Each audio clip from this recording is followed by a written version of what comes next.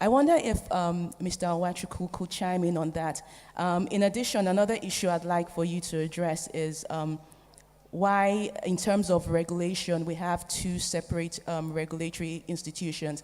That was a debate that was ongoing all through the time that the PIA was in process. And when the government issued the petroleum policy in 2017, it appeared they had opted for a single model, and then the PIA came and we saw a dual model. Can you share with us what the rationale is and the advantages from having an agency oversee the upstream while the separate one oversees the midstream and downstream? Yeah, okay, thank you. So I think there was a perception prior to the passage of the PIA that the midstream sector in particular was a section of the value chain which was underutilized, not well considered, and basically forgotten about. The PIA focuses, really tries to focus on the development of the midstream sector, because taking a look at it, that is the future. That is where the jobs will be. That is where the ability to create economic value for Nigerians in general will be. The upstream it's a really closed environment, even in terms of employment and opportunities. But across board, midstream and downstream is something that everyone, can have a piece of the pie and play in. So I think that basically led to the thinking, have a regulator that focuses on the midstream and downstream sectors as an enabler for economic growth and prosperity for the country. I think Habib has really said it all in connection with the separation of roles. We now have a clear policy, clear regulatory agencies, and a clear commercial-driven entity, rather than what we had, which was a hodgepodge of everything. The minister sat on everything. NNPC was both a commercial commercial enterprise and also a regulator, and then the defunct DPR sat under the NNPC in terms of legislation. Thank you. Thank you very much. Thank you very much for that. I think a question that then comes out is what challenges could this dual regulatory model possibly bring? And I'd like to turn to Dr. Adefulu. In your experience, or through the development of the PIA and what you're seeing now, what are the challenges that you see in terms of implementing the PIA with this with the dual regulatory model? Thank you, Jumoke. First, I think that the title of this session is actually very apt. By talking about making it work, we're not really focused on critiquing the bill, but focused on implementation of the bill and working together to make sure that, I keep saying the bill, I think many of us that have worked in the industry still have this problem, but making the act work. And when we go back to some of the challenges around implementation, particularly in relation to what we say multiple regulators. And some of those things we are seeing in practice. And I'd like to touch on one, maybe two things that we've seen. The first is around what you call integrated development. And those are assets which are upstream and have perhaps some midstream, mostly midstream components. And how do we make the regulation of those assets work in a seamless manner? What we've had is the bill, the act, maybe section 8 of the act, talks about those integrated developments and says, for example, the NUPRC will be responsible for the regulation of those integrated developments. But in reality, one of the challenges we have arising from the provisions of the Act is that the NUPRC does not have explicit functions under the Act to issue licenses for terminals or issue licenses for storage. And those are midstream functions. And those licenses are explicitly, or the licensing power is explicitly given to the NMDPRA. So that's a challenge that we have. Another challenge that we have is that arising across that value chain, there are a number of things around environmental remediation, for example, around perhaps decommissioning and abandonment, for example, that will cut across the upstream and the midstream. It may indeed even go into the downstream. And the way in which regulator A, that is the NUPRC, will treat those matters must be consistent with regulator B, the NMDPRA. And so those are some of the challenges that we are seeing in practice. I am sure that the representatives of NMDPRA and NUPRC will speak to some of the solutions that have come up, but I just thought to highlight those. Thank you. Thank you very much for highlighting those issues. I'll come back to Mr. Nwachukwu on that. But first, I'd like to hear from Ms. Taiwo on where she sees, where she has seen these challenges in her dealings with the regulator. For me, I think the examples that Dr. Adeoye gave are really spot on. One of the challenges that we've got in the oil and gas industry is the issue around multiple regulators. And so you've got, for example, if you have to file certain documents, you find yourself filing them maybe, for example, in Ministry of Environment and then in DPR and stuff. So again, while we appreciate the value of the separation as explained by Childs, regarding the separation of the NUPRC and NMDPRA, there is a concern around the sort of report outs and regulations that you would be getting.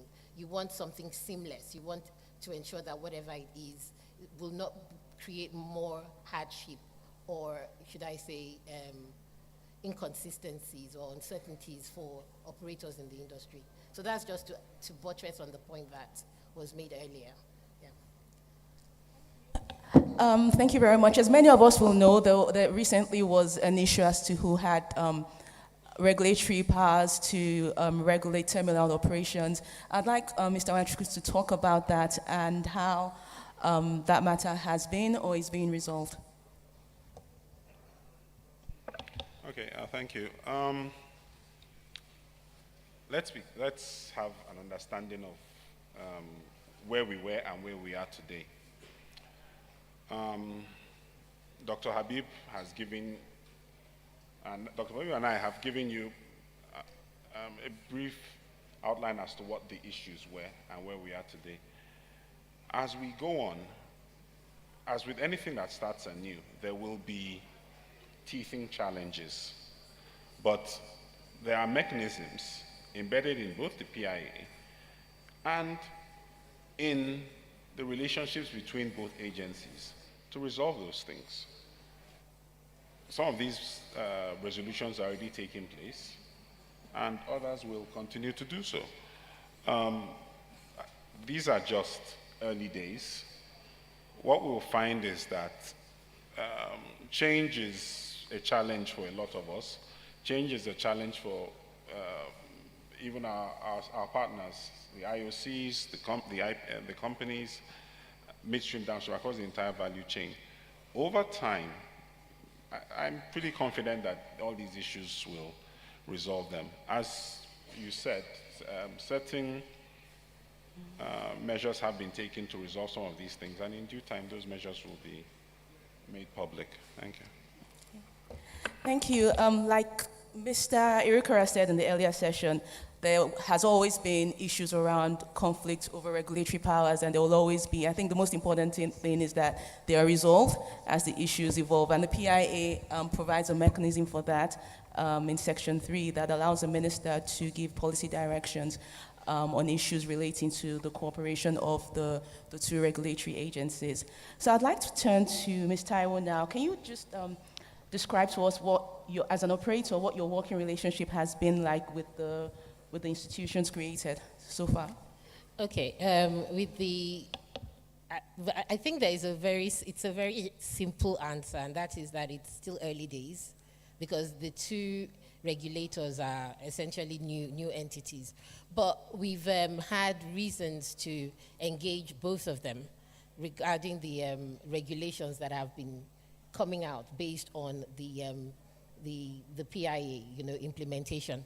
And the thing that stands out from the engagements that we've had is that you see a clear interest on the part of the regulators to work with the industry. They are open to hearing comments and taking on board advice or suggestions from the operators. So, like I said, it's still early days, but based on the short engagement that we've had, during the discussions around the regulations that are coming out, I think it's actually quite good, and it's something to look forward to.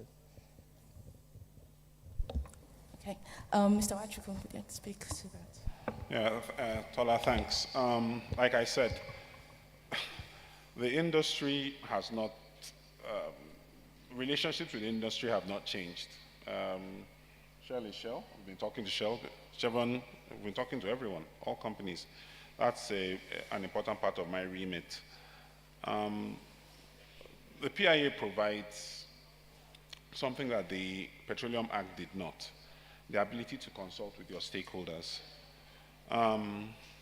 Before, the practice was that with just a regulation to be issued, with no, and being honest, with no thinking on our part. I used to be in the DPR, with no thinking on our part with regards to, possibly how that might play with the sector, in the sense that we would simply make a regulation. There was no opportunity for anyone to come back to us before the regulation was made. Now we have robust engagement with all our partners. For the authority, we've issued 10 regulations. We're going to have our stakeholders consultation forum right here in this hall, 1st to the 4th of August. Prior to that, we've asked all our stakeholders and everyone, the general public, to make their comments on our website. I'm pleased to say we've received extremely well thought out feedback on what we've put out there, and that feedback will definitely go into the regulations. So 216 is a game changer for all of us. It gives us the ability to talk. The most important thing in regulation is that I think a gentleman I think it was Nick that made that statement earlier on here. We're moving to an era of self-regulation. We want people to actually do the right thing without anyone being a policeman. We want to enable business. We want to have growth in the sectors that would add value to this country. We've got loads of unemployed Nigerians. In a previous life, when I was in DPR, I was coordinator for the Oil and Gas Alternative Dispute Resolution Center out of Lagos, and I had engagements with loads of young people. Their concern, this was even just shortly prior to the passage of the PIA, their concern was, look, we're told that there are no jobs. We want to own our own businesses. We want to own our own small enterprises. We want to come into this business, into the oil and gas industry right out of uni.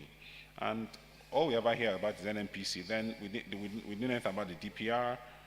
All we hear is NNPC, Chevron, Shell, blah, blah, blah. We want to come into this sector. and we want to learn. We want to set up our own small businesses. So for me, I think the PIA, that's one of the key things about the PIA. It enables people to come in at every level. It provides counterpart funding in the Midstream and Downstream Gas Infrastructure Fund to de-risk investments. It gives opportunities across the entire value chain for people to come in. Thank you. Thank you. So before we move away from the institutional framework, I'd like to ask Dr. Adefulu a question. So earlier this week, NNPC Limited was launched, and so we're now seeing the birthing of a commercially focused national oil company. I'm wondering if, are you optimistic about what the future holds in this regard? Are there things that you're excited about? Are there areas that you're concerned about that needs to be looked into? Thank you, Jumoke, for setting me up with that question. Look, the Act provides for the incorporation of NNPC Limited, and it's a good thing. And when we talk about what Dr. Habib was talking about earlier, when you separate the role that government plays within that sector, and NNPC Limited is meant to play the commercial role, it's great that it's been incorporated as a limited liability company. There are, I think, some challenges, perhaps maybe paradoxes that are in the PIA that need to be addressed, and I'll talk about three of those challenges. The first is that we have a governance challenge. When you have a limited liability company, one of the reasons you do so is to ensure that the governance framework for limited liability companies apply to this national oil company. And one of the key things about the governance framework is the way in which the shareholders interact with the board, and the board interacts with the executive management of the entity. Now, unfortunately, I feel the PIA skews that interaction. Firstly, we do have two shareholders, and that's good.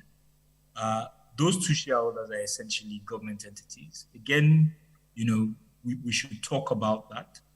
But beyond that, the shareholders have no role in the establishment of the board, in picking the board members. That role goes to one person and goes to the president. And what that means, and that would include the executive members of that board, including the MD, CEO, and any other executive member on the board. What that means is that it weakens the relationship between the board and the MD. The board is unable, in my view, by the provisions of the PIA, to fire the MD. And that is a weakening, I believe, of the governance framework. One other challenge that I have with the provisions of the PIA in relation to the NNPC Limited is the fact that it has kept, in particular, one regulatory function. So production quotas that will be allocated to ostensibly to people who are its competitors. Those production quotas will be determined by NNPC Limited, acting in conjunction with NUPRC. That's a weakening of the competition framework that is allowing it to continue in a quasi-regulatory function. And that's one of the challenges I have. One final challenge that I would mention is that in terms of competition, the provisions of Section 84, but in particular Section 84.4, I think also weaken the competitive framework.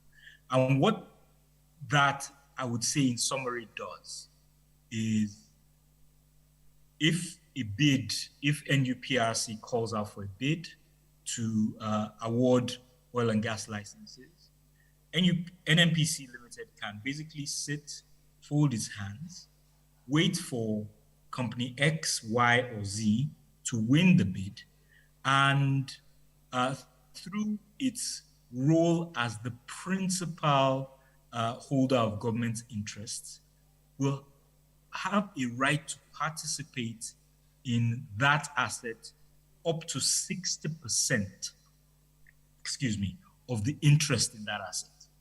And that right of participation comes up to, you will have expended funds, not just winning the asset, but in exploring for the asset and in developing the asset as well. It's a carried interest. And I think that weakens the competitive layout for NNPC. And if we look at countries in which this kind of corporatization has happened, for example, in Brazil,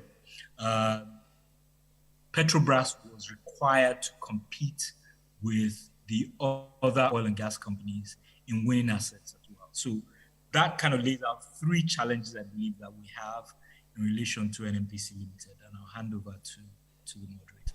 Thank you. So what I hear in a nutshell is that there's nothing to be excited about. I didn't say that. Okay. Well, I hope we have opportunities to discuss these issues and find solutions to them. So moving away from the institutional framework, I want to come to a topic that is a hot burner topic. A lot of questions on the WOVA app, at least 5 questions speak to this issue. And basically, the PIA provides that the prices, the wholesale and retail prices for petroleum products will be based on free market prices, and essentially they'll be deregulated. But we still continue to see regulated prices almost 12 months after the passage of the PIA. To maintain these regulated prices, it comes as a huge cost to the nation's treasury through the subsidy regime. Isn't this a contravention of the PIA? Mr. Nwachukwu, what do you have to say? And what's the pathway forward? What do we expect as the pathway forward to true deregulation, once and for all?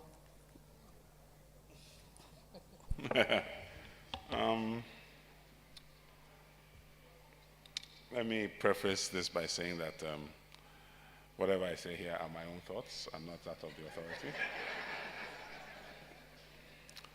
Right. The PIA speaks of and to a deregulated market. That is the law. We all know that. There's nothing wrong with that. And it's a good thing. However, as a country, we're not insulated from the geopolitical realities of the emerging economic order. And everyone in the world, all nations, have a duty to basically ensure energy security, sustainability of supply, and the interests of their people. Nigeria is no different. For now, we have to ensure that supply is consistent, is available, and available at a price that does not do our economy harm. But the PIA does speak to deregulated markets. And there I stop. I will not probe any further. But I'm sure Dr. Adefulu would like to say some things. I am fully supporting Charles in his. No, look. I think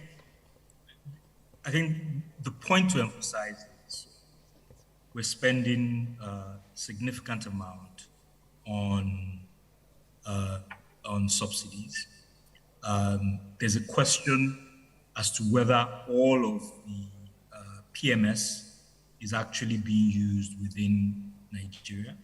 And if that is not the case, potentially we are using a part of our subsidy to fund other countries' use of the petroleum that lands within our shores.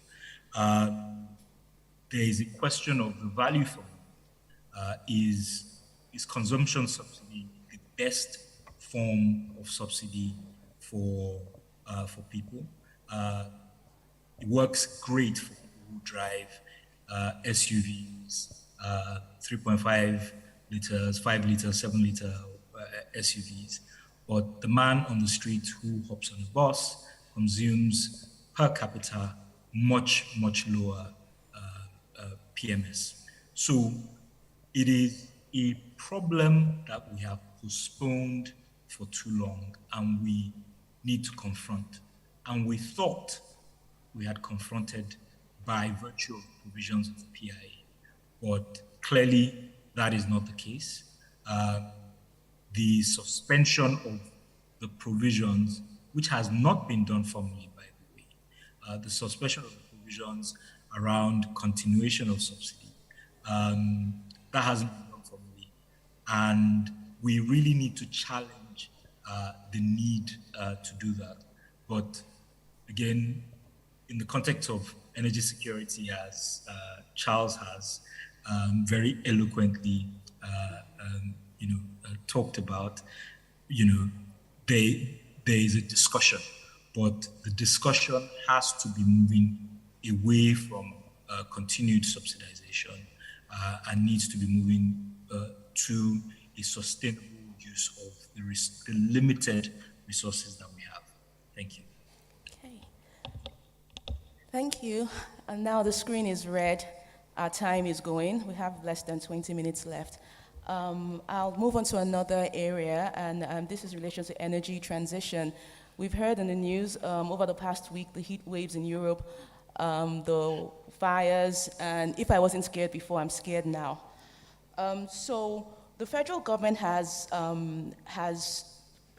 said that its pathway to net zero is leveraging on its vast natural gas resources as a transition fuel.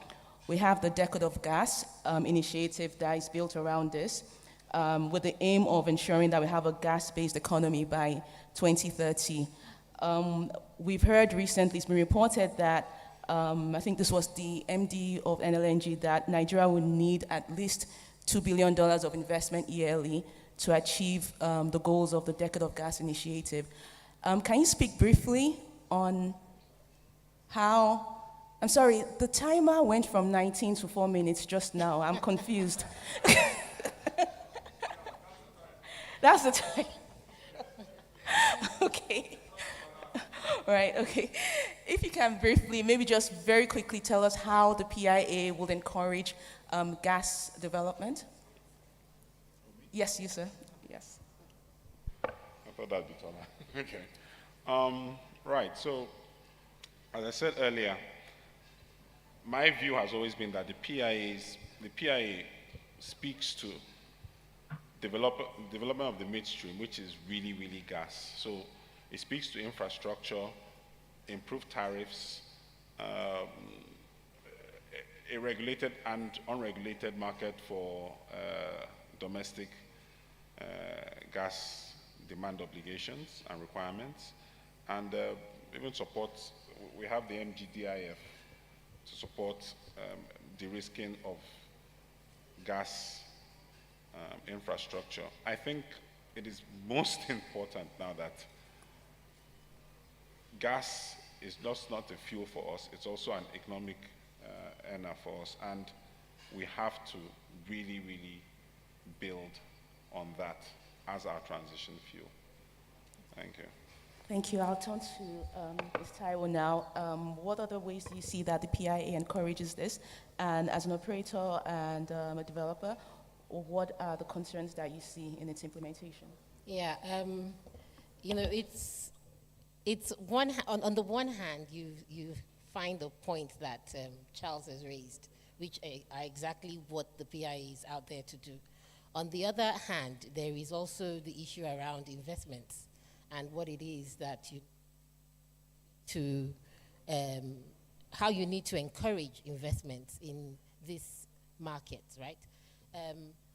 Presently, sorry. So presently, you've got a regulated gas market, right? And it's moving, the idea is to move it from a regulated one to a deregulated one where you find willing buyers and willing sellers, to acquire the gas. He also mentioned issues around tariffing. Again, you've got to consider issues around the cost of actually putting down the infrastructure for the transportation or movement of gas. And in as much as the PIA itself is much more, provides much more for gas development and the midstream activities. One of the things that we as operators are concerned about is what is the obligation that is now being placed on the operators of these midstream assets. Some of these midstream assets are assets that are moving from upstream, because before the PIA came into effect under the Petroleum Act, you've got essentially integrated upstream activities. So part of what is now midstream under the PIA used to be upstream activities as well. So issues around, for example, your pipelines now, you're going to start looking into third-party accesses, or for the bigger ones, or you're going to start considering things around open access. So investments, the bill is there, the act, is there, it's good, but there are other underlying factors that one also needs to think about. The security, the certainty of business in Nigeria to encourage investments in this space as well. So those are really key things to take into consideration. Yeah. Thank you very much for highlighting those. So I have 1 second, 0, time is up. I'm wondering if I can either ask him to give closing remarks, or take one question. If I can just take one question from the audience, okay. So would anybody like to ask a question?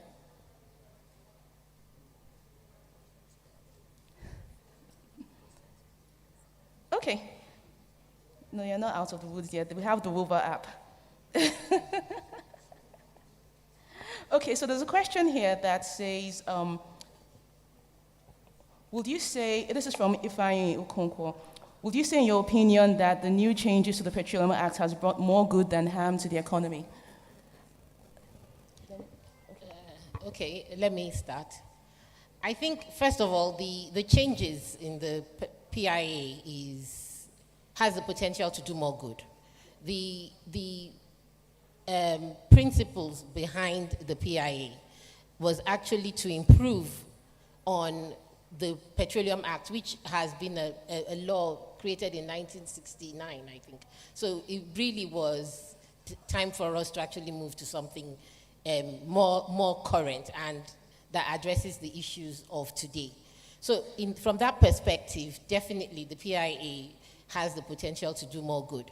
But with everything, because the PIA is now even a much more detailed legislation, as they say, the devil is in the detail, right? So in trying to work it out, you've got gaps here and there that we have to work on and ensure that we actually fix.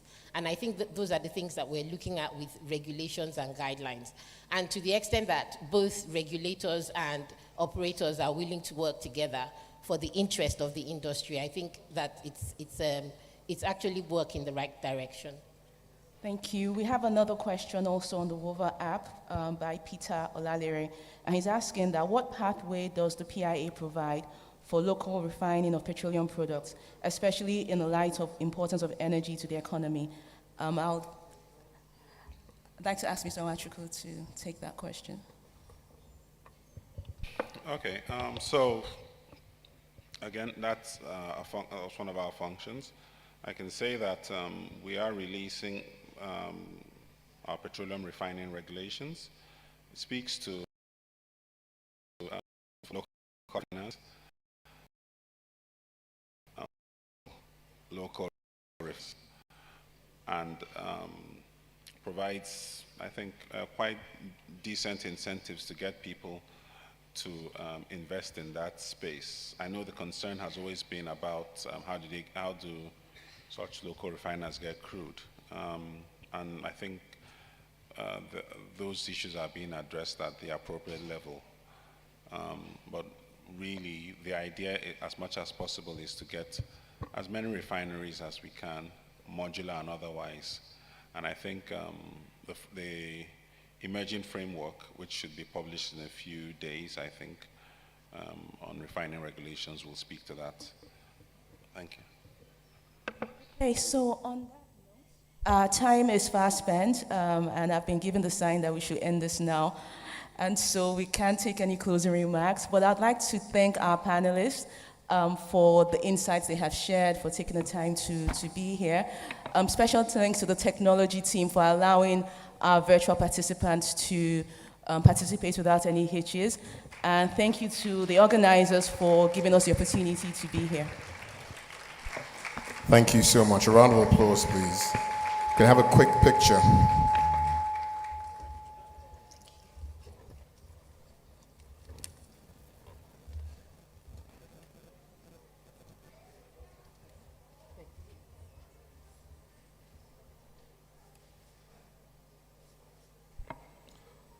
Also call on the committee members to kindly join them, as well as our sponsors, Total Energies, Chevron, NCDMB, the Nigerian Upstream Petroleum Regulatory Commission, and ESSO Exploration and Production Nigeria Limited, operators of OML 133 in collaboration with NNPC, and Shell Nigeria Exploration. If their reps can please join us very quickly, we would appreciate that.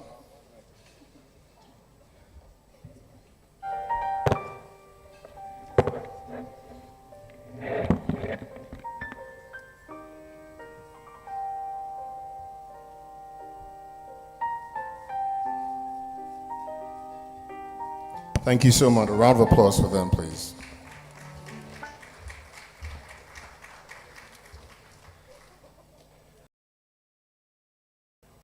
To a plenary session, which for me personally, I have been looking forward to this particular session. I think it speaks to us directly as lawyers. More importantly, you're about to get some first-hand experience from people that consider second-generation managing partners who are handling very, big law firms within our ecosystem. So the topic is the business of law, new frontiers and succession.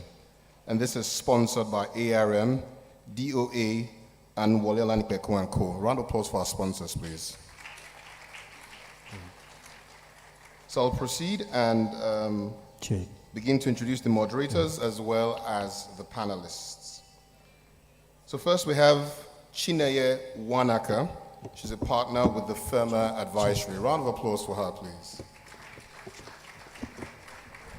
Join us upstage. Thank you so much. We also have, as one of the moderators, to show you how important, we have two moderators for this session. So we have Mrs. Kemi Ajayi. She's the COO of Banwan Ighodalo. Round of applause for her, please.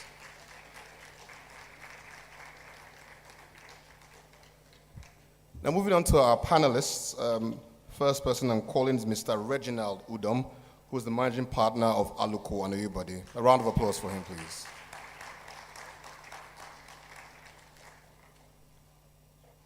The next person is Dolakbo Kukoyi. She's the managing partner of Detail Commercial Solicitors. A round of applause, please. Next person is my very own Oga, Mr. Chike Obianwu, Deputy MP, Templars. Round of applause, please. And also the Chairman Planning Committee. Last and definitely not the least, Mr. Bode Olanipekun, Senior Advocate of Nigeria, Managing Partner, Wole Olanipekun & Co. As always, the profiles of all our panelists and moderators are on the Hoover app. Please feel free to have your questions there. Chineye and Kemi, over to you. Okay, we've been sitting for so long. Can we please stand and stretch? Okay. Can we please stand and stretch?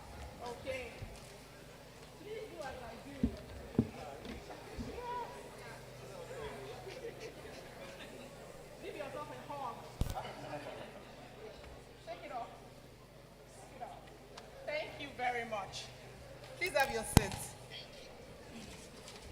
I'm sure that feels good. Okay, you're welcome to this session. It's the proverbial saving the best for last. Yes. Okay. So, as introduced, my name is Kemi Ajayi. I'm the Chief Operating Officer of Banwani Godalu. I am not a lawyer, but I've been working with lawyers for 18 years, so I can claim a lawyer by association. And moderating this session with me is Chineye Uwanaka, founder and managing partner of the FEMA Advisory. Can I just say that it's an honor to be here on stage. I remember my first SBL, I was sitting at the back. I was feeling very hopeless about the legal profession. And that conference was a turning point, so I'm really happy to be here. Thank you.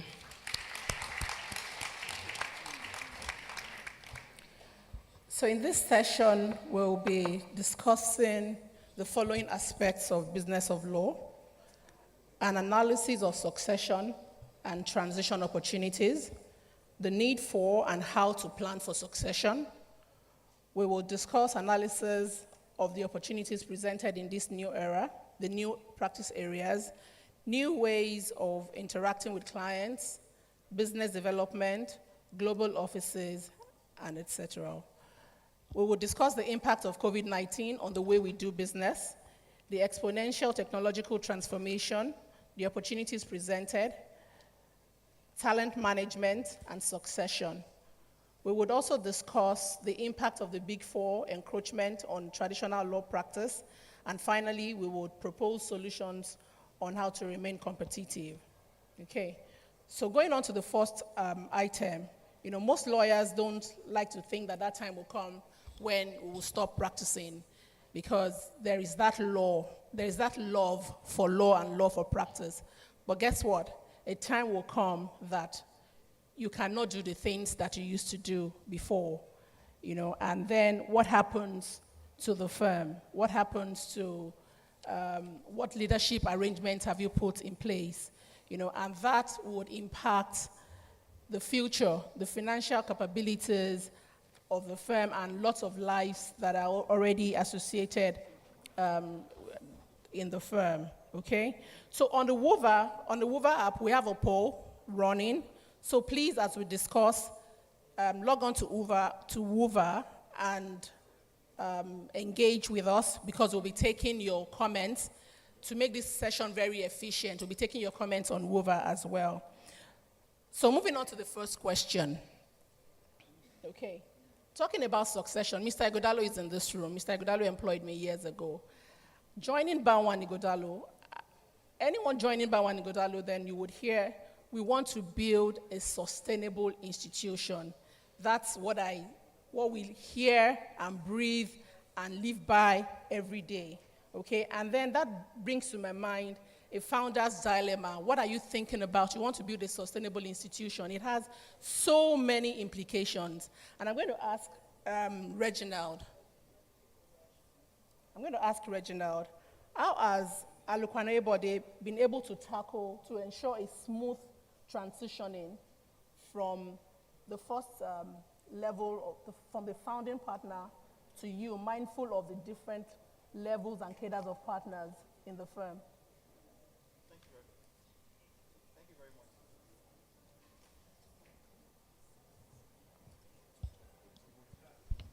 Thank you very much, Kemi, and thanks to SBL for asking us to speak today. I've been following the politics, the presidential elections. So one of the candidates, he had said something interesting.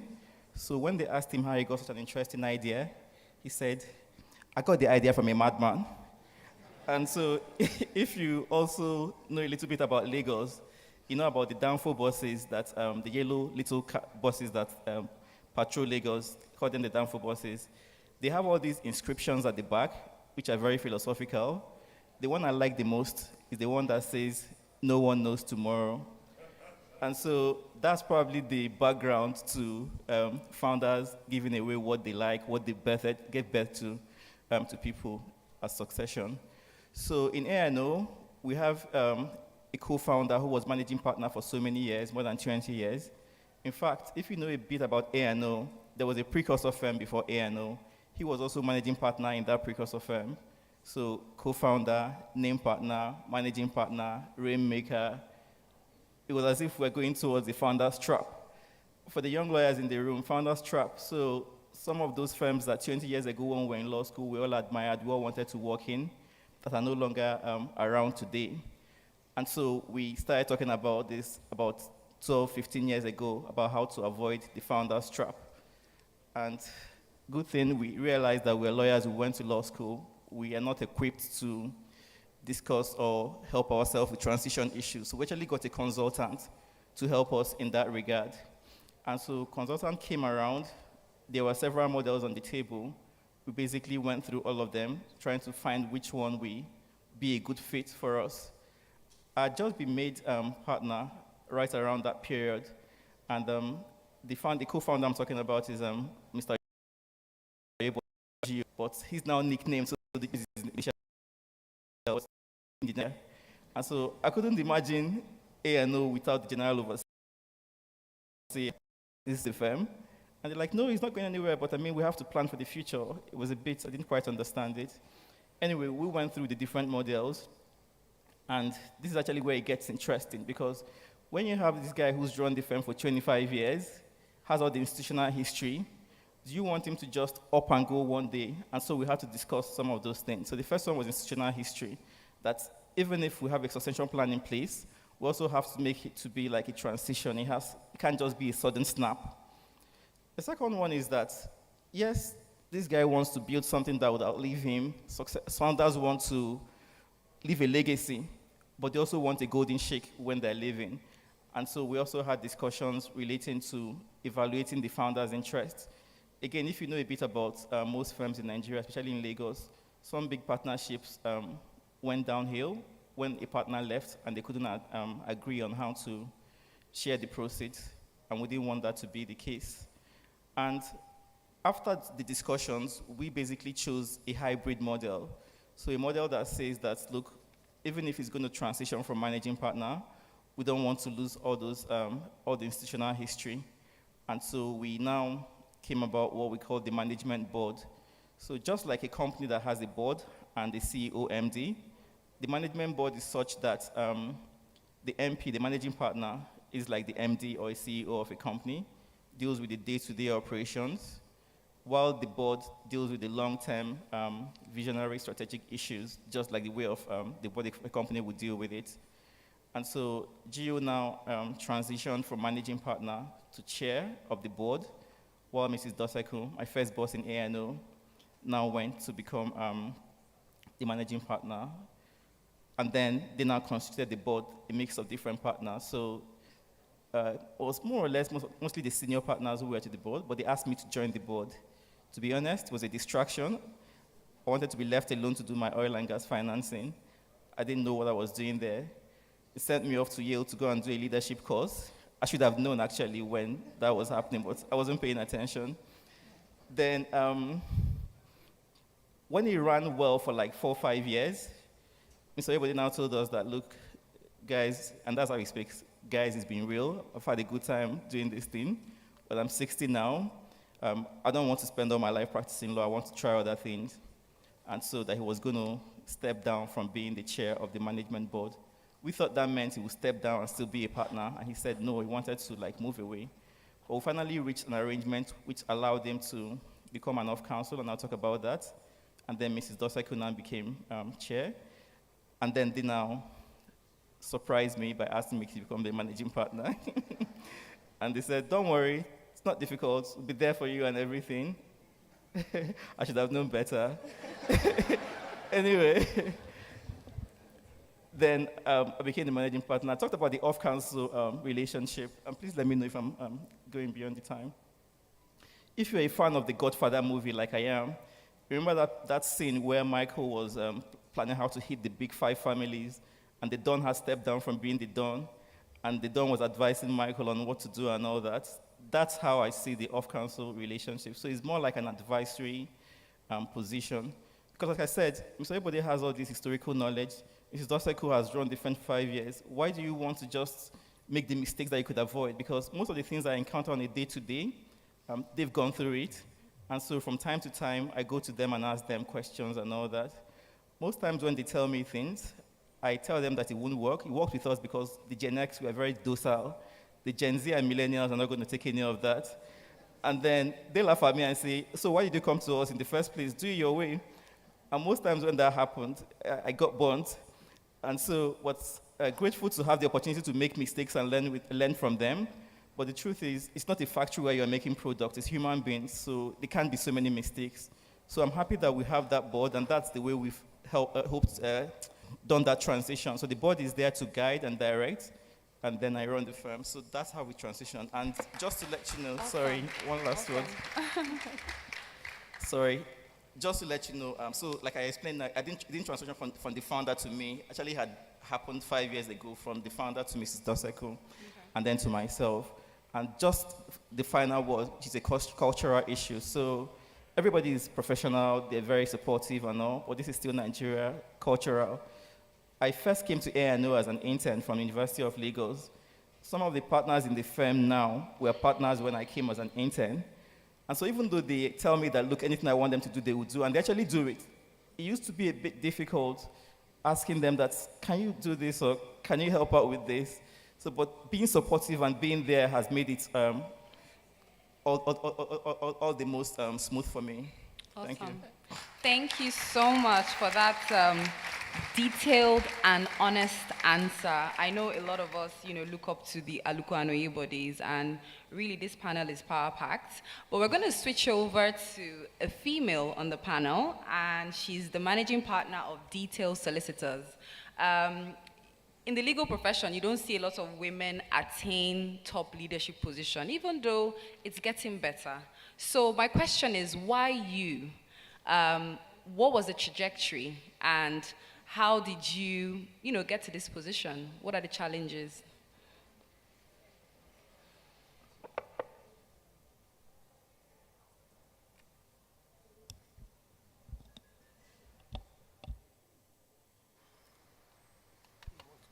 Hello. Okay. Thanks, Chineye, and it's really great to be here. So just listening to Reginald's story, mine was kind of like a bit of the opposite, but many similarities. So I joined Detail as an NYSC associate, and it was at the time, in 2005, and it was at the time when Detail was starting in Lagos. So mine was a very interesting history, because I joined at the time when, AJ Ayelijemide, who you all know as our chair, was starting in Lagos. And, it was having a boss, supervising partner, mentor, and somewhat fellow unwritten partner in one. So I started at a time when maybe we were 3 lawyers, including him, and 1 admin staff. So I did more than just law. I did admin. I did petty cash. I did everything. But it was, I think, and there was a lot of alignment, because I was very sure that I didn't want to do litigation. So we were aligned on that, and he had come from full service, full circle, and said he didn't want to do litigation. But there was a generation gap between us. And he was so open about what his vision was, transparent about what he wanted to build. And this young lawyer was doing everything with him. And, he was sharing his dreams with me, and I would run with it, And I remember then, my friends who were in more established firms, really used to wonder if there was any future for me there, the fact that, you are with this one man and doing everything. It was tough, but it was very interesting, because rather than coming, at some point into leadership, I started from day one. I was doing the business of law, plus advising clients, everything with him. So mine was one in which I learned from the start. And why me? the question asked, why me? You know, Reginald mentioned something about institutional knowledge. It was a very unique experience because, and one that you don't find, and it's kind of is our model, because our model is organic growth. So I was the first experiment, if you put it that way. But why me? It enabled me be able to have that institutional knowledge, the longevity that's required for someone who's taking over, because I've been part of every milestone that Detail has been part of, even though I was not a partner. You know, so it's a different experience, but one in which, you know, I kind of grew as the firm was growing. I was also growing. So that's the answer to your question. And to why me, I guess I ticked those boxes. A quick follow-up. A quick follow-up. Yes. Why did you believe in his vision? It's hard to say. But that was just a joke. And it's a very long story. But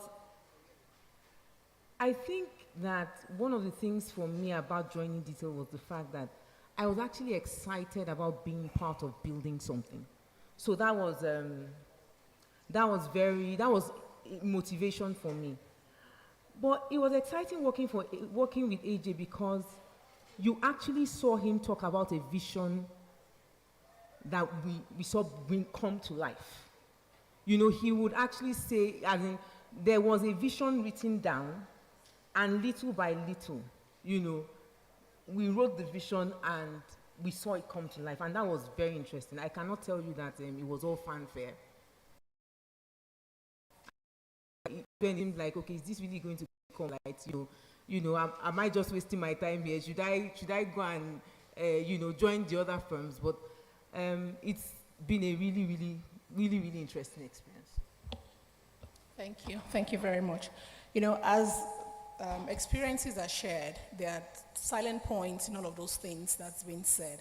So the hope is that you go back to your firms and look at those things that's been said. What's the leadership style? What's your cultural style? What is the purpose of the firm? Quickly, I'll come to Wale. Let's talk about the dynamics of succession in a family-based practice. You know, there is multi-generation in a family-based practice. How do you ensure alignment? How do you ensure acceptance, mindful of the different generations, and how do you plan succession into the various generations of family, the family line? Thank you. Thank you very much, Kemi. So, for us as a business, we're very clear in our minds that it's possible that Anola Nipekun will not always be in leadership of our business. Yes, the firm was founded by someone that the firm is branded after. That's Chief Wale Olanipekun. Coincidentally, I'm in leadership today, but Olanipekun leadership tomorrow. So what we had done as a business was, in the same way as Alukwano Yebode did, at some point we realized what our vision was, and it was clear. We also understood the size of the vision. So we got one of the big four, KPMG in particular, to sort of come and look at our business model, try to align it with our vision, and build a to-be operating model for us. We definitely are not there yet, but we have a model that we're working towards. So for everybody that comes in, we make them internalize what our values are, so that there is a clear emotional connection with the firm. And once the values are internalized and they're strong, we believe that will help us in building an institution that will survive even when the challenges will come, because definitely the challenges will come, and we've had our own fair share of that. But we try to build the firm on very strong values, because we believe that's what is sustainable, and we're confident that that will drive us into the next generation, because we believe we've successfully transited from one generation to another, and we're hoping that the values that have kept us till now will take us to subsequent generations. Thank you.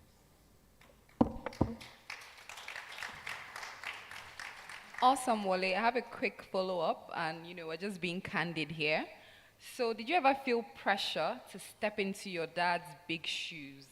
Was it forced on you? Like, if you decided you wanted to be a musician or something?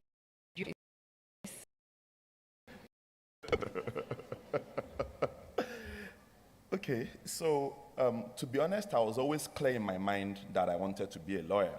So when I was, after I'd finished from Olasore International School and I was going to go to university, and I was on my career, and I was filling my JAM form.